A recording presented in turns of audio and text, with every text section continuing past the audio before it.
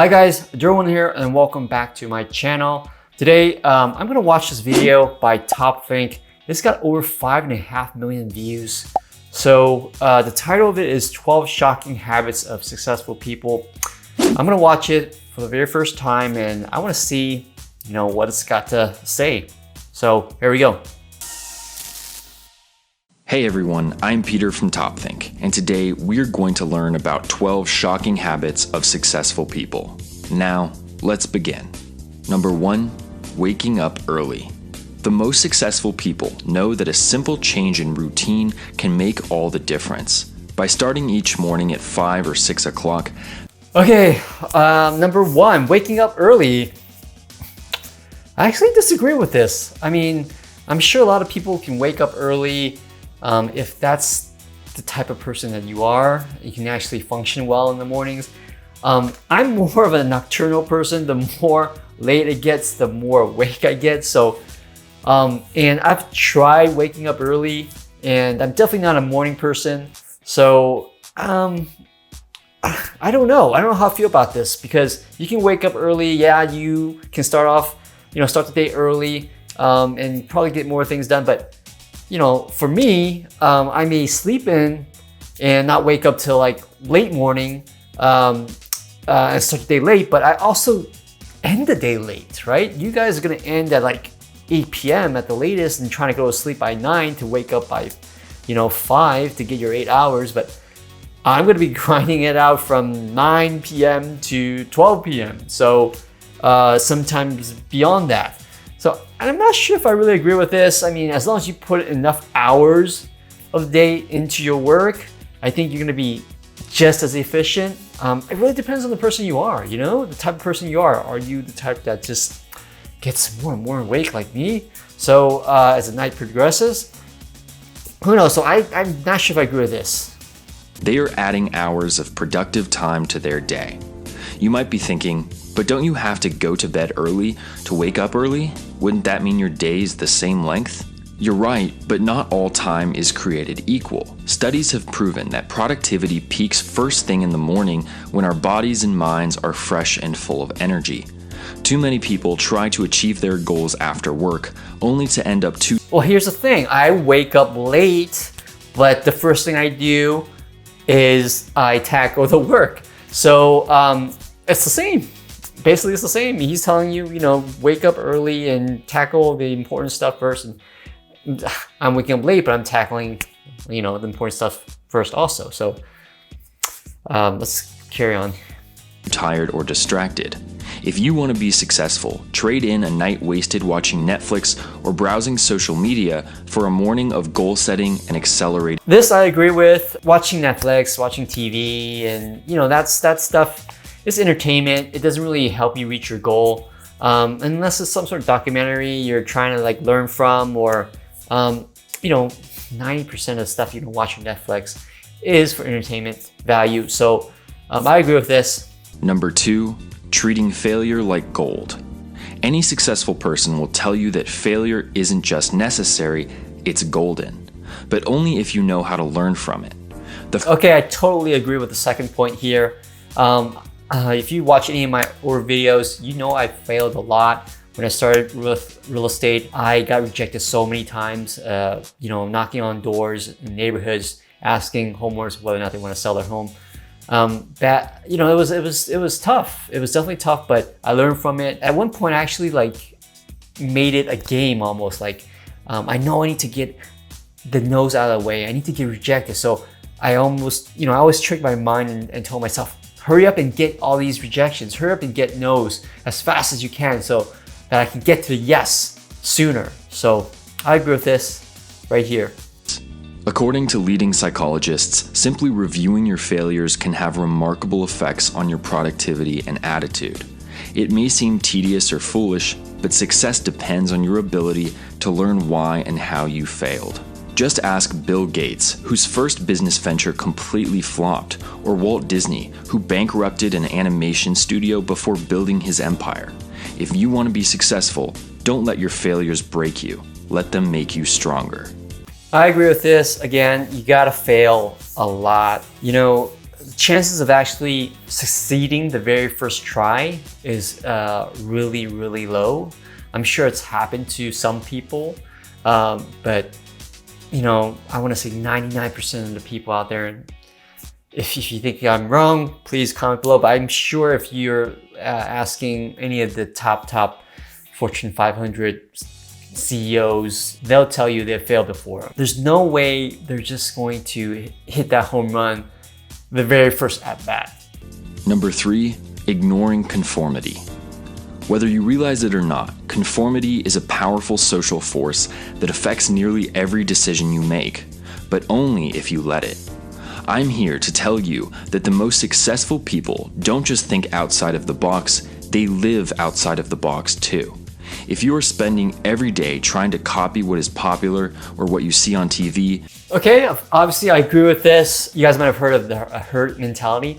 So, you know, 9% of the people out there are doing the same thing, and that's basically the average, right? So if you're following the herd, you're doing what everyone else is doing, you're just gonna be average, right? So you need to stand out, you need to do something different. So there's a lot more people that are not successful and a lot less people that are successful. Successful people take advantage of the modern world by putting their own spin on it. They recognize a problem and create a unique solution, rather than just following in someone else's footsteps. By going against the grain, people who don't conform make a niche for themselves, offering a service or opportunity that no one else can provide. Successful people also avoid the pressures of comparison by ignoring social norms, which can be detrimental to motivation and productivity.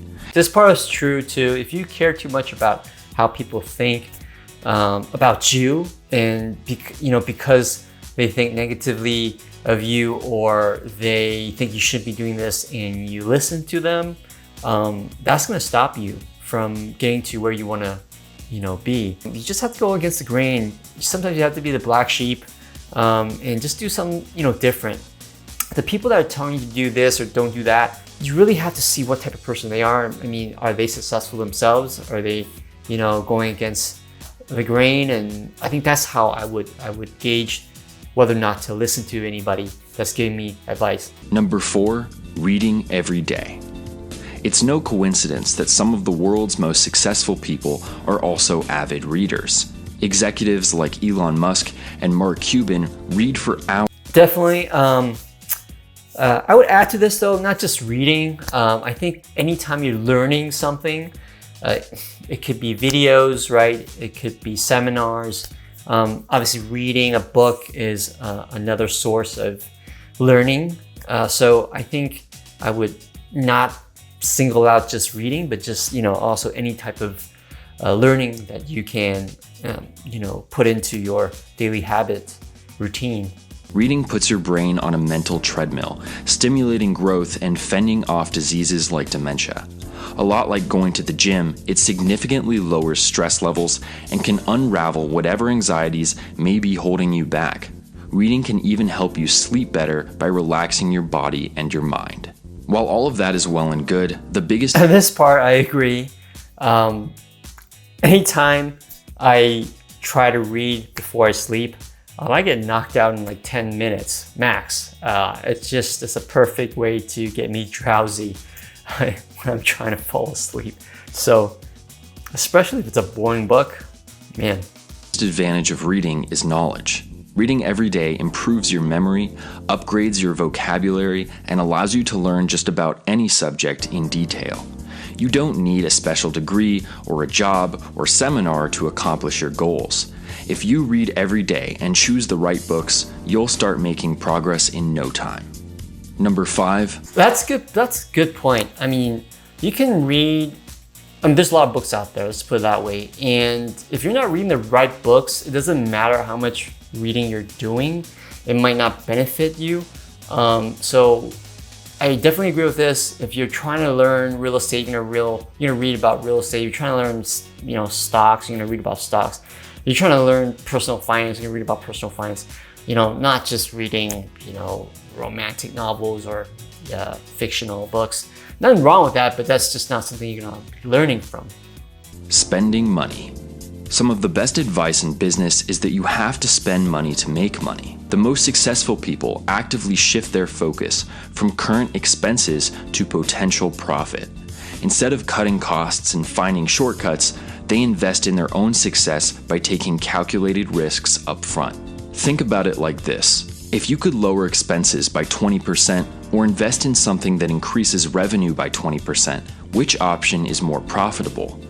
That advice, why not do both? It doesn't have to be one or the other. You can also cut costs and also try to, increase your sales or revenue. Why does it have to be one or the other? So why do you have to choose, which one? I think both are equally important.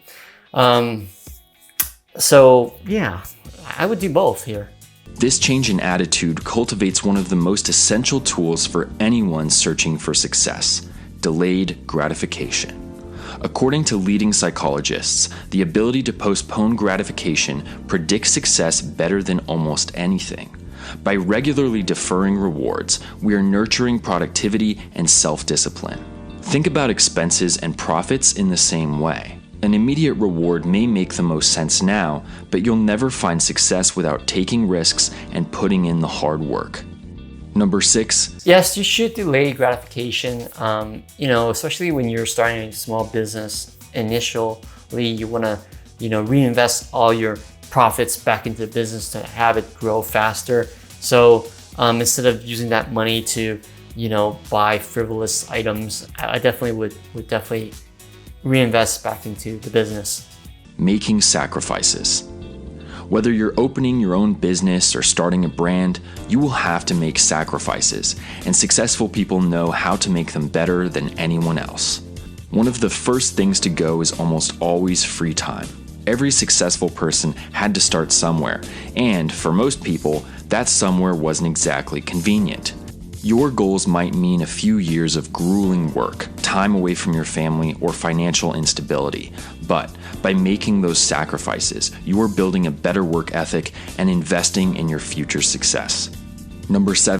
If you ever studied anyone that became successful at what they do, at their craft, they obviously had to put in a lot of hours and really hone their skills.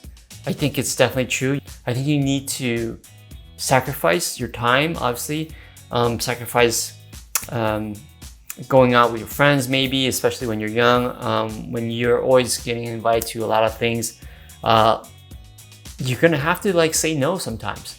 So definitely you're gonna sacrifice. For me, I would say, for me, I didn't say no every time. I still try to have fun. Obviously, I probably could have been more successful if I just really did nothing, in my early 20s, besides working. I mean, if I just worked all day, I would be probably more successful. But then again, I might be, unhealthy. I might not be happy. So I think it's got to be a balance to some degree. You gotta sacrifice some, but you still gotta have a little bit of fun. Still gotta be able to, live happily, exercise, and all that stuff. Creative writing. Have you ever wondered why so many of the world's wealthiest entrepreneurs are also published authors? Most of them aren't exactly the most eloquent wordsmiths, so what gives? Well, it turns out that creative writing is a fantastic way to get inspired, gain clarity, and develop the confidence you need to succeed. I'm not sure if I agree with this one. Personally, I hate writing. It was never my strong suit. It's not like I can't write. If I force myself, I can write, but I hate writing. I hate writing long emails. I hate, writing essays. I did quite well. I did decently back in, my university days, but I hated it, I just hated it. I hate writing. It's just not one of my strong suits. So, I'm not sure how far you're supposed to be doing this, according to this guy here. I mean, a little journaling, writing down your ideas.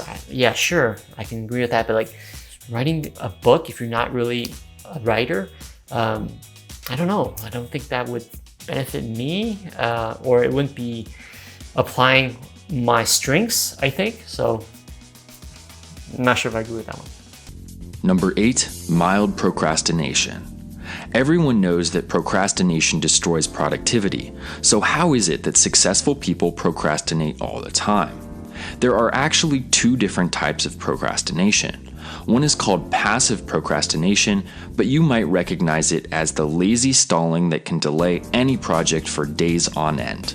The other is called active or strategic procrastination, and it's actually used to increase performance. For many creative thinkers, being early can be just as dangerous as being late. By jumping the gun, they leave too much room for self-doubt and apprehension to ruin the spontaneity of their work. So instead of getting a head start, successful people tend to prioritize urgent projects while procrastinating important ones. Yes, I agree with this. Every day there's tons and tons of tasks. Personally, I have a to-do list, and I always have a long list because things don't get done and new things get added all the time. So I have to prioritize, like, what are the things I need to do that day first, right? It might not be the easiest. Oftentimes you should be working on the hardest ones first. So I agree with this. You're gonna be the active procrastinator here, I guess is what they call it. So the most successful people are constantly searching for ways to improve themselves. Believe me when I say that no one is perfect, even the rich and famous people we love to idolize. Just like us, they have plenty of weaknesses, but unlike us, they make a habit of bettering themselves. How do they make this happen?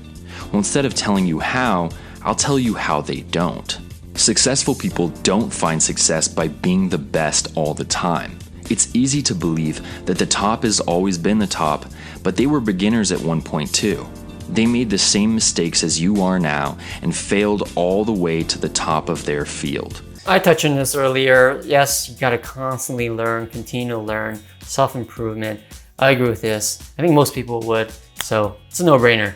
Networking. It's all about who you know. I'm sure. Ooh, networking. So I talked about this on my previous video. Things you should be doing in your 20s, and networking was one of them. I think it was the first one. So it's good to see that we are aligned in terms of, you know, what we think works. It's no secret that successful people do a better job at creating these networks than most. It feels like they can make 100 lasting relationships without batting an eye, but they didn't start out that way. They've gotten this good after years of experience. Networking skills aren't something you're born with, so go out there and practice. Join a group of like-minded people. Volunteer for a new project. Take a few extra minutes to get to know your neighbors. You never know who might take your career to the next level. I agree with this 100%. Go out there, meet new people, network. And not only that, you gotta stay in touch with these people. So today it's easy, right? You just need to add them on Facebook. Are you on Facebook, you know? You just never know. And it's a good way to not having to pry, you know, to see what they're doing or, you know, what type of job they have if you don't feel comfortable asking that person for the first time when you first meet them. So it's not intrusive. So I think Facebook is great. LinkedIn, if you want to go that route, but I think Facebook is just a happy medium. I wouldn't go Instagram. I think Facebook is right in the middle. Instagram is a little bit too personal. It's a lot of times not professional at all. And then LinkedIn is on the opposite end, which is too professional. You don't really get to connect with this person on a more personal level. So Facebook, I think, is great. You get to see what they're posting. You get to see what their interests are. You get to see what their job title is. So I think Facebook is great. Number 11, exercising consistently. Successful people know that every accomplishment is built upon a sturdy foundation. While reading and creative writing cultivate your mind, a consistent exercise routine supplies the physical energy you need to achieve. By working out, you are letting your body operate at 100%. This one is also a no-brainer. Come on, we gotta exercise. We gotta look good. Not just for other people, but looking good is a byproduct of feeling good. Your body's feeling good, and that's why you look good. So I definitely agree with this one. You're gonna be eating healthy, and it's almost like an automatic. If you eat healthy, you exercise, you're gonna look good and you're gonna feel good, right? And you're gonna perform better at work because you have more energy, and people around you would wanna be around you more, I wanna say. Subconsciously, it might not be, very, it might be subtle, but I think it definitely makes a difference, especially being in, me, myself, being in sales. I see, the people that are more successful tend to be, more well put together. They're dressed better, they never have bad breath, they smell good. So definitely helps. Exercising conditions you to create schedules and achieve weekly or monthly goals. These healthy habits can be directly transferred to work or hobbies and help you learn how to set attainable expectations. Over time, you will learn to take more pleasure in the small victories on your road to success. So, just a quick point here. I think a lot of people get, freaked out if they've never really exercised in life before. But it doesn't require like a 2-hour marathon, right? I think if you do it right, if you're doing the right exercise at the right intensity, you really need about like 15 minutes. That's all you really need. I mean, obviously you're not gonna be like Arnold Schwarzenegger in his like prime, but if you eat well and if you exercise 15 minutes a day intensively, doing the right things, that's all you need. Like maybe even less than that. But there's no excuse for not exercising for just 15 minutes, and it's gonna make you feel better, look better, and your body's gonna respond better. It's just a win-win. I mean, no-brainer. It's basically a no-brainer. We're not built to sit in front of a computer, we're built to just go out and hunt and gather. That's what our ancestors did, right? So, and that's how we were able to survive all these years. So I would definitely implement that. Don't get afraid of, just doing something light and just build on it. Again, 15 minutes, all you need to do. Break a sweat, it's really good. And there's tons of exercises out there. You can YouTube 15-minute workout, 10-minute workout, whatever it is. And trust me, you're gonna feel great. Number 12, daily meditation. Meditation gets its fair share of eye rolls. You might brush it off as spiritual nonsense, but the facts don't lie. Some of the wealthiest executives in the world make time to meditate like this every single day. LinkedIn CEO Jeff Weiner, billionaire Mark Benioff, and philanthropist Oprah Winfrey all use meditation to make clear-headed decisions and navigate their stressful careers. Meditation doesn't work for everybody, but it can be a healthy, relaxing way to achieve success. Okay, that makes me feel a little better. It doesn't work for everybody. For me, I've tried, I've dabbled here and there, meditating because I've heard a lot of good things about it. I think the times that I've actually done it, I did come out with a clearer mind, and sometimes I'm able to think of things that I wasn't able to think of. So I definitely want to explore more when it comes to meditation. The problem with me though is when I am laying down and I close my eyes, I fall asleep. So maybe I'm just tired and I need to sleep on something that's less comfortable. But my day is pretty jam-packed. So typically when I have time to lay down, I am just dozing off quick. So, but I'm definitely not gonna disagree with this one. I think it's definitely possible. The little time that I've actually done it, it's actually beneficial. It was beneficial for me. Okay, so that's it for this. I have 12 points, I guess, right? 12 shocking habits. I want to say I agree with, at least 8 out of the 12. So let me know what you guys think, if you agree with all of this. Maybe if I did all of these things, I could be more successful, who knows? But I think as long as you do maybe 8, 9, or 10 of these, you're well on your way. All right, guys, so that was my reaction towards this 12 shocking habits of successful people. So definitely I agree with it more than I don't. And if you guys like this video, remember to drop a like and subscribe to my channel, and I'll see you in the next video. All right, thanks.